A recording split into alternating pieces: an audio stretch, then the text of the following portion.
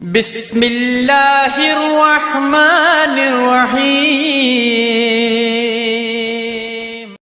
إن الحمد لله نحمده ونستعينه ونؤمن به ونتوكل عليه ونعوذ بالله من شرور أنفسنا ومن سيئات أعمالنا من يهده الله فلا مضل له ومن يضلله فلا هادي له ونشهد أن محمدا عبده ورسوله أما بعد فأعوذ بالله من الشيطان الرجيم بسم الله الرحمن الرحيم فانكحوا ما طاب لكم من النساء بارك الله لنا ولكم في القرآن الكريم ونفعنا وإياكم بالآيات والذكر الحكيم أو كما قال عليه الصلاة والسلام قال رسول الله صلى الله عليه وسلم النكاح من سنتي فمن لم يعمل بسنتي فليس مني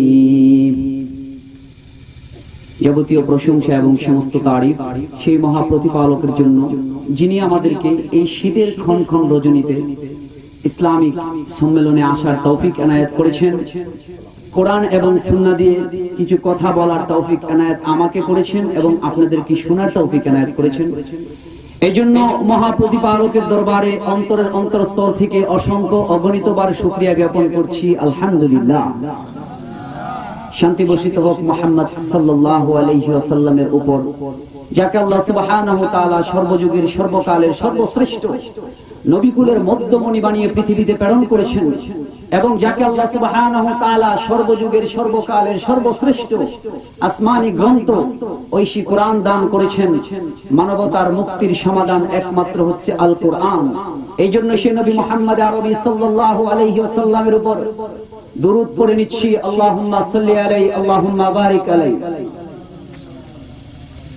মাইকের যারা আছেন বক্সের চাউন্ড একটু কমান, হরেনটা বাড়ান, হরেন বাড়ান।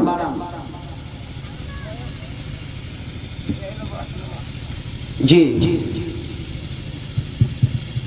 আলহামদুলিল্লাহ। আজকে আপনাদের সামনে যে বিষয়টি নিয়ে আলোচনা করব, বিষয়টি হচ্ছে একটি সামাজিক বিষয়। যেহেতু আমরা সামাজিকভাবে বসবাস করি, প্রত্যেক জাতি সামাজিকভাবে বসবাস করে, প্রত্যেক জাতিরই সমাজ আছে। ইহুদি খ্রিস্টানদেরও সামাজিকভাবে তারা বসবাস করে, হিন্দুরাও সামাজিকভাবে বসবাস করে, মুসলমানেরাও সামাজিকভাবে বসবাস করে। সামাজিকভাবে বসবাস করতে গিয়ে সমাজের কিছু কৃষ্টি কালচার, নিয়ম পদ্ধতি, কিছু শৃঙ্খলা আছে, এগুলো নিয়ে ইনশাআল্লাহ আলোচনা করব। সামাজিকভাবে বসবাস করতে গিয়ে, ভাই সাউন্ড আর একটু বাড়ান না। সামাজিকভাবে বসবাস, ঠিক আছে, সামাজিকভাবে বসবাস করতে গিয়ে আমাদের সামাজিকভাবে কিছু কাজ করতে হয়। এর মধ্যে একটা কাজ হচ্ছে বিয়ে। এই বিয়ে নিয়ে কাজ করব, আলোচনা করব। বিয়ের গুরুত্ব, বিয়ের ফজিলত, কাকে বিয়ে করা যাবে, কাকে বিবাহ করা যাবে না, বিবাহতে কি বৈধ কি অবৈধ, এগুলো নিয়ে ইনশাআল্লাহ আলোচনা হবে। আল্লাহ সুবহানাহু ওয়া তাআলা যদি আমাকে তৌফিক এনায়েত করে আপনাদের সামনে আমি কোরআন সুন্নাহ থেকে দালিলিক কিছু কথা বলবো। এর আগে ভূমিকা স্বরূপ আমি আপনাদের সামনে একটি হাদিস নিয়ে আসতে চাই। আবু সাঈদ খুদরি রাদিয়াল্লাহু থেকে বর্ণিত, তিনি বলেন রাসূল সাল্লাল্লাহু আলাইহি ওয়াসাল্লাম বলেন, লা তাত্তাবিউন্না সানানা মান ক্বাবলাকুম, আমার উম্মত পূর্ববর্তী জাতিদের অনুসরণ করবে এমনি ভাবে, শিবরান বিশিবরি, বিগত করে, যিরাআন বিযিরাইন, ইঞ্চি করে, হাত্তা লাউ সালাকু জুহরা দাব্বিন লাসালাকতুমুহু। কুলনা ইয়া রাসূলুল্লাহ সাল্লাল্লাহু আলাইহি ওয়াসাল্লাম আল ইয়াহুদা ওয়ান নাসারা ক্বালা ফামান। সাহাবায়ে ইকরাম জিজ্ঞাসা করলেন, তারপর আল্লাহ রাসূল বললেন যে হাত্তা লাউ সালাকতুমুহু জুহরান, ইহুদি খ্রিস্টান জাতি যদি গুইসাবের গর্তের মধ্যে ঢুকে কল্যাণের জন্য, আমার উম্মত পিছনে পিছনে ঢুকবে কল্যাণের জন্য। সাহাবায়ে ইকরাম জিজ্ঞাসা করলেন, ইয়া রাসূলুল্লাহ, আপনি কি ইহুদি এবং খ্রিস্টানদের কথা বলছেন? রাসূল সাল্লাল্লাহু আলাইহি সাল্লাম বললেন, ফামান, তারা ছাড়া আর কারাই হতে পারে ইহুদি এবং খ্রিস্টানদের অনুসরণ করবে আমার উম্মত, বিগত করে, ইঞ্চি করে, গজ করে। ইহুদি খ্রিস্টান জাতি, ক্যাথলিক, হিন্দু, বৌদ্ধ যদি গুইসাবের গর্তের মধ্যে ঢুকে আমার উম্মত পিছনে পিছনে ডুববে কল্যাণের জন্য। আজকে আমাদের সামাজিক কৃষ্টি কালচার থেকে শুরু করে প্রত্যেকটা কাজের মধ্যে ঢুকে গেছে ইহুদি খ্রিস্টানদের হিন্দুদের সংস্কৃতি সভ্যতা। এর মধ্যে একটা হচ্ছে আমরা সামাজিক ভাবে যে কাজটা করে থাকি, যে সমাজবদ্ধ ভাবে বসবাস করতে গিয়ে বিবাহে শাদীর যে একটা প্রচলন আছে প্রত্যেক ধর্মের মধ্যেও, আমাদের ধর্মের মধ্যেও আছে বিবাহে শাদীর একটা প্রচলন। বিবাহ করতে হয়, বিবাহ দিতে হয়। বিবাহ শাদী যদি না থাকে তাহলে সমাজের অবস্থা ঠিক থাকবে না। কিন্তু বর্তমান সময়ের বিবাহ শাদীর যে অবস্থা দেখলে বোঝা যায় যে ইহুদি খ্রিস্টান জাতিকেও আমরা হার মানিয়েছি। আমাদের বিবাহের শুরু থেকে শেষ পর্যন্ত, এমনকি একদম বাসুর রাত পর্যন্ত গিয়েও আমরা শিরিক, বেদাত, কুফর, সংস্কার, তারপর হচ্ছে যেগুলো হারাম কাজ এগুলো আমরা করে থাকি। কি বলেন, ঠিক না? করে থাকি না?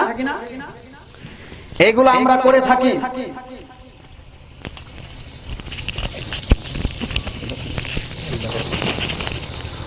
এগুলো আমরা করে থাকি।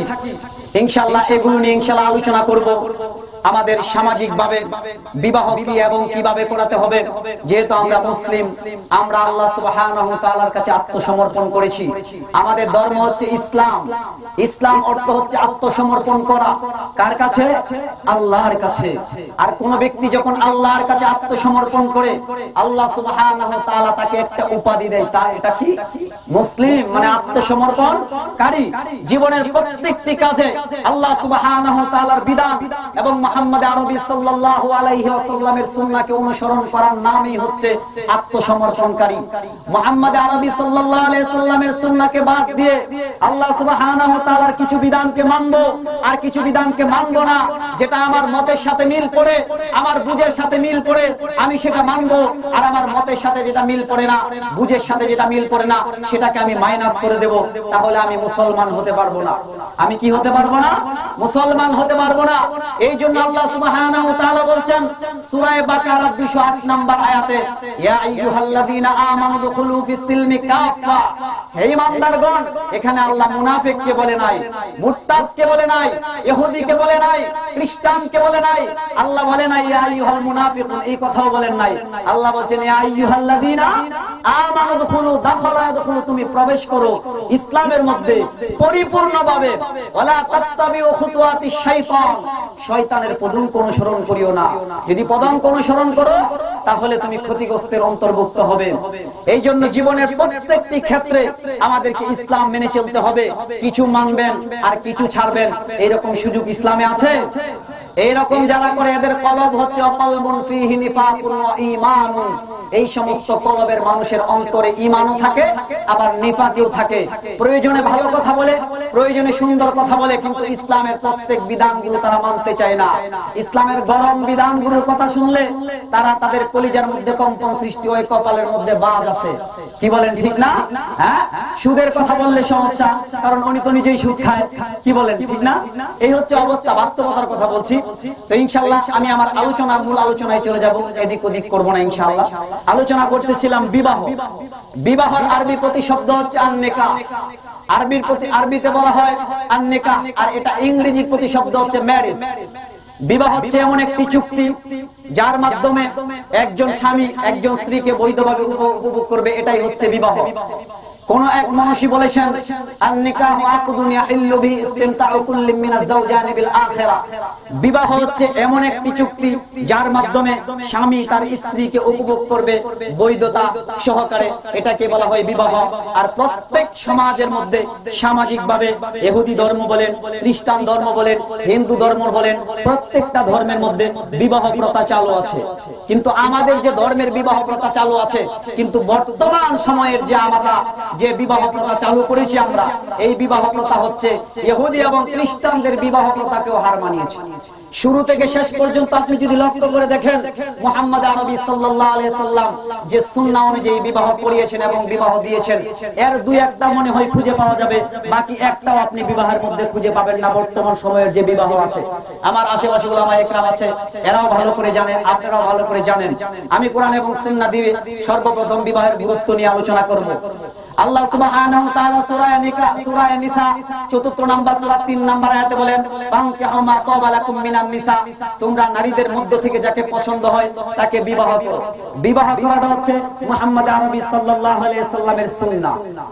আয়েশা রাদিয়াল্লাহু আনহা থেকে বর্ণিত হাদিস বর্ণনা করেছেন আয়েশা রাদিয়াল্লাহু আনহা, তিনি বলেন আন-নিকাহ মিন সুন্নতি, বিবাহ করা হচ্ছে নবী মুহাম্মদ সাল্লাল্লাহু আলাইহি সাল্লামের আদর্শ। আল্লাহ রাসূল বলেন আন-নিকাহ মিন সুন্নতি, বিবাহ করা আমার আদর্শ। ফামান লাম ইয়ামাল বিসুন্নতি, যে আমার আদর্শ নিয়ে আমল করবে না, ফালাইসা মিন্নি, সে আমার দলভুক্ত নয়। তাহলে বিবাহ আপনাকে করতেই হবে। বিবাহ হচ্ছে ইসলাম ধর্মের একটি সামাজিক পদ্ধতি এবং সিস্টেম। বিবাহ করতেই হবে। সাঈদ ইবনে জুবাইর রাদিয়াল্লাহু আনহু থেকে বর্ণিত, তিনি বলেন ক্বালা লি ইবনে আব্বাস রাদিয়াল্লাহু আনহু হাল তাযাওয়াজতা, ইবনে আব্বাস রাদিয়াল্লাহু আনহু আমাকে জিজ্ঞাসা করলো হাল তাযাওয়াজতা, তুমি কি বিবাহ করেছো? আমি বললাম কুলতু লা, আমি তো বিবাহ করিনি। তখন তিনি বললেন ক্বালা ফাইন্না তাযাওয়াজতা খায়রা হাদিহিল উম্মতি আকসারুহা নিসাআন, এই উম্মতের সর্বোত্তম ব্যক্তি যিনি আকসারুহা নিসাআন, তার একাধিক স্ত্রী ছিল, সুতরাং তুমি বিবাহ করো। বিবাহ করেছেন আল্লাহ সুবহানাহু ওয়া তাআলা বলছেন, শুধু আমাদের নবী বিবাহ করেন নাই, পূর্ববর্তী নবীরাও বিবাহ করেছেন। সূরা রাদের 28 নম্বর আয়াত দেখবেন আল্লাহ সুবহানাহু ওয়া তাআলা আল্লাহ রাসূলকে বলছেন ওয়ালাকাদ আরসালনা রাসূলাম মিন ক্বাবলিকা, অবশ্যই আমি তোমার পূর্বে অনেক নবী রাসূলকে পৃথিবীতে প্রেরণ করেছি। ওয়াজআলনা লাহুম আজওয়াজা ওয়া যুররিয়া, আর আমি প্রত্যেককেই সন্তানাদি স্ত্রী দিয়েছিলাম।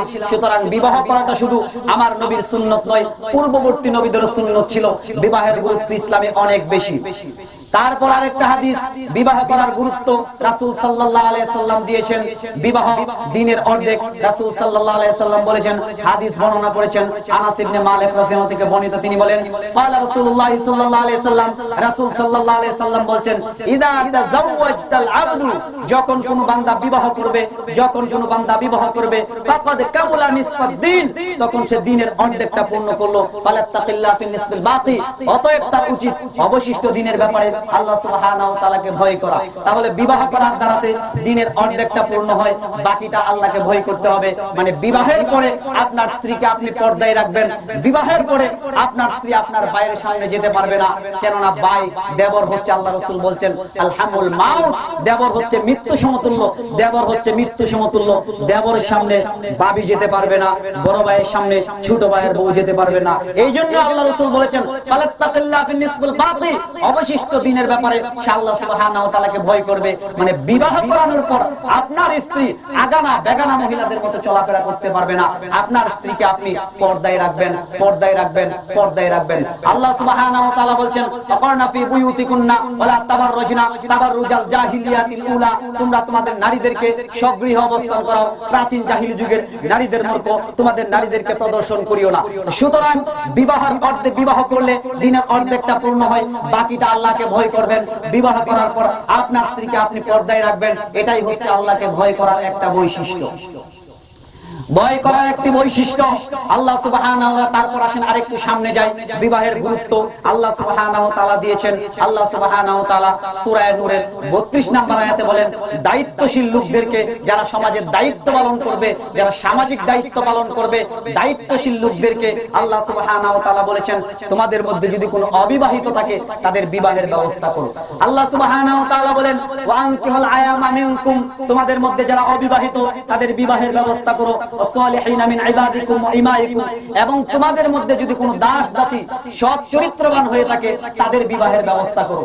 ইয়াকুনু ফুকারা ইগনিহিমুল্লাহু মিন ফাদলি, যদি তারা দরিদ্র হয় তাহলে আল্লাহ সুবহানাহু ওয়া তাআলা তার করুণা দিয়ে অচিরেই তাদের দরিদ্রতাকে মোচন করে দিবেন। এই হুকুম দিয়েছেন আল্লাহ দায়িত্বশীল লোকদেরকে। দায়িত্বশীল লোকেরা যখন দেখবে, পিতা যখন দেখবে তার ছেলে বিবাহের উপযুক্ত হয়েছে, ছেলেকে বিবাহ করাতে হবে। পিতা যখন দেখবে তার মেয়ে বিবাহের উপযুক্ত হয়েছে, মেয়েকে বিবাহ দিতে হবে।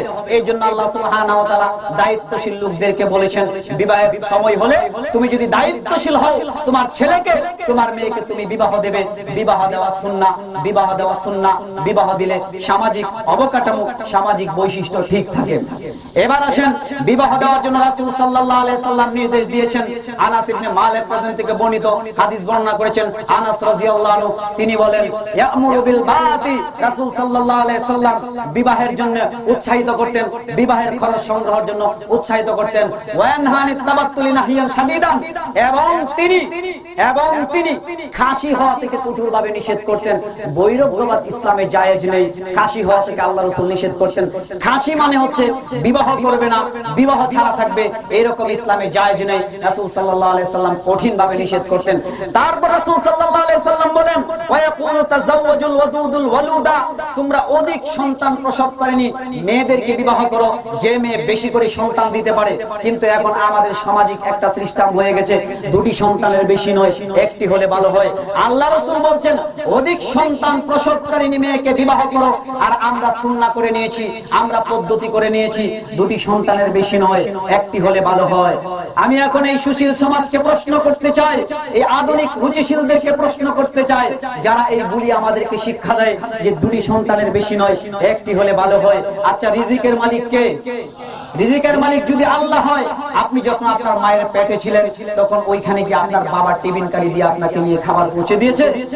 ওইখানে আপনার খাবার কে পৌঁছে দিয়েছে? আল্লাহ পৌঁছে দিয়েছে।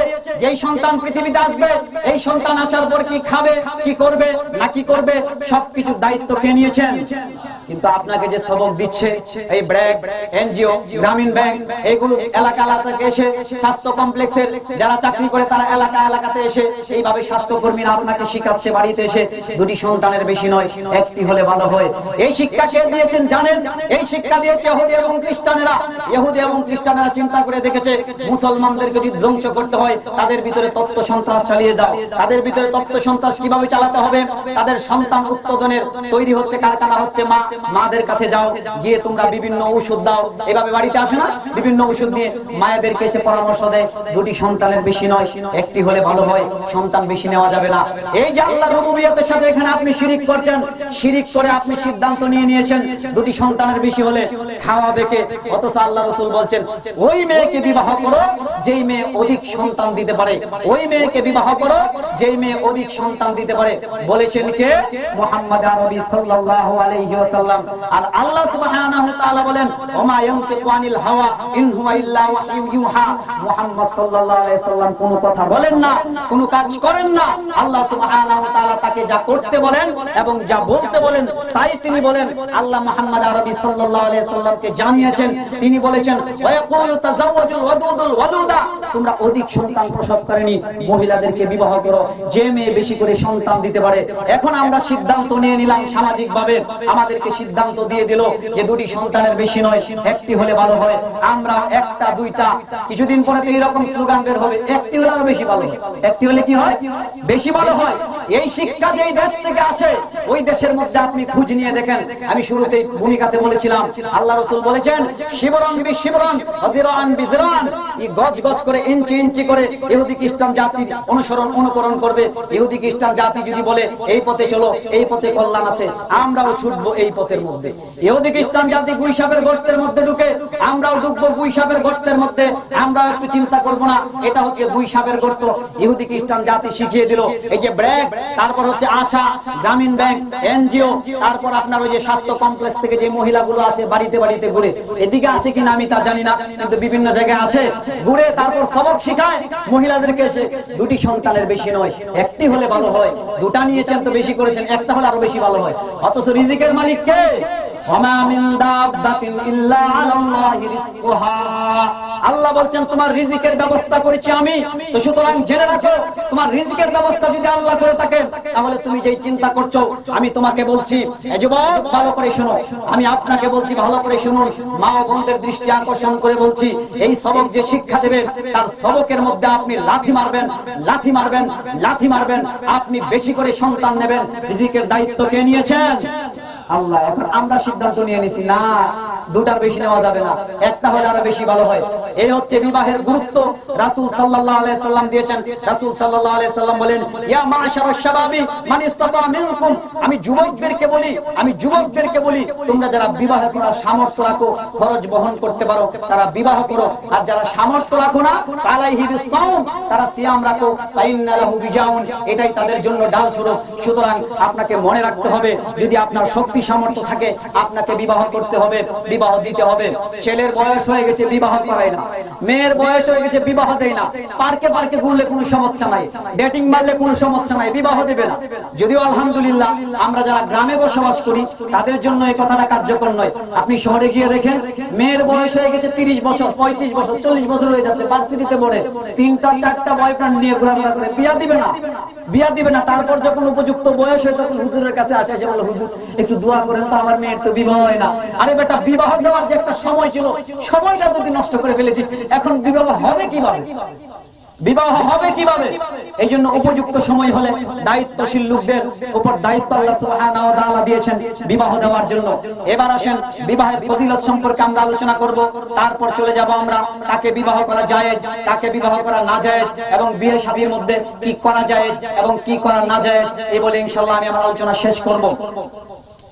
বিবাহ করার ফজিলত হচ্ছে, রাসূল সাল্লাল্লাহু আলাইহি সাল্লাম বলেন, হাদিস বর্ণনা করছেন জাবির রাদিয়াল্লাহু আনহু, রাসূল সাল্লাল্লাহু আলাইহি সাল্লাম বলেন, ইযা আহাদাকুমুল মারআতু, রাসূল সাল্লাল্লাহু আলাইহি সাল্লাম বলছেন উল্লেখিত হাদিসের মধ্যে, যখন কোন মহিলাকে দেখে, তোমাদের কোন স্ত্রী লোক দেখে তোমাদের কামনা বাসনা সৃষ্টি হয়, বিবাহ করলে কি ফজিলত। আল্লাহ রাসূল বলেছেন, বিবাহ করার মাধ্যমে আপনি ব্যভিচার থেকে বাঁচতে পারবেন, বিবাহ করার মাধ্যমে আপনি জিনার কাছ থেকে বাঁচতে পারবেন।